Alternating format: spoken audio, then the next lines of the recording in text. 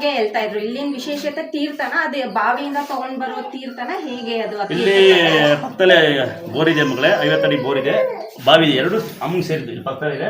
ಆ ತೀರ್ಥ ಅವಳಿಗೆ ಪೋಷಣೆ, ಅವಳಿಗೆ ಪೋಷಣೆ ಮಾಡಿಕೊಟ್ರೆ ಆಗ ಒಳ್ಳೇದಾಗಿ. ಇದು ಇವತ್ತವರೆಗೂ ಒಂದು ನಂಬಿಕೆ. ಎರಡನೇ ನಡೀತಾರೆ ಅಭಿಷೇಕ ಮಾಡೋ ಅಂತ, ಅದ್ರೊಳಗೆ ಒಂದು ಸ್ವಲ್ಪ ಅದನ್ನು ಮಿಕ್ಸ್ ಮಾಡ್ತೀವಿ.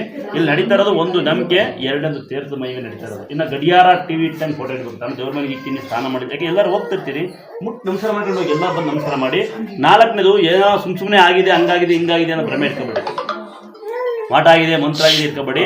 ಮತ್ತೆ ಕೇಳ್ಕೊಳ್ಳೋದು ಒಂದೇ, ನಮ್ಮ ಥರ ಯಾರು ದೇವಸ್ಥಾನಗಳು ಮಾಡ್ಕೊಂಡಿರ್ತೀರಿ, ಯಾರಿಗೆ ದೇವ್ರ ಒಲ್ಮೆ ಐತಿ, ಇಂಥ ಪುಣ್ಯಾತ್ಮರು ಸುಮ್ಮನೆ ಯಾರೋ ಬಂದು ಭಕ್ತಿಗೆ ನಂಗೆ ದೇವ್ರು ಬರುತ್ತೆ, ನಿಮ್ಗೆ ಏನಾಗಿದೆ, ಹಂಗಾಗಿದೆ, ಹಿಂಗಾಗಿದೆ ಅಂತ ಅವ್ರನ್ನ ಯಾರನ್ನ ದೋಚಬೇಡಿ. ಯಾಕಂದ್ರೆ ಸಾಕಷ್ಟು ಇಲ್ಲಿ ಬರ್ತಾರೆ, ತುಂಬ ದೋಚಬೇಡಿ. ಭಕ್ತರು ಕೂಡ ದುಡ್ಡು ಹೊಟ್ಟು ತುಂಬ್ತದೆ, ಭಕ್ತರು ತುಂಬಿಸ್ತಾರೆ. ಈ ಥರ ಮಾಡಿ ಅಂತ ನಿಮ್ಮಲ್ಲಿ ಕಳಕಳೆ ಮನವಿ. ಯಾಕಂದ್ರೆ ಮೊನ್ನೆ ಒಂದು ಯಾರೋ ಒಂದು ಹುಡುಗಿ ಬಂದಿದೆ, ಗಂಡನಿಗೇನ ಹುಷಾರಿರುವಂತೆ ಹೆಂಡತಿ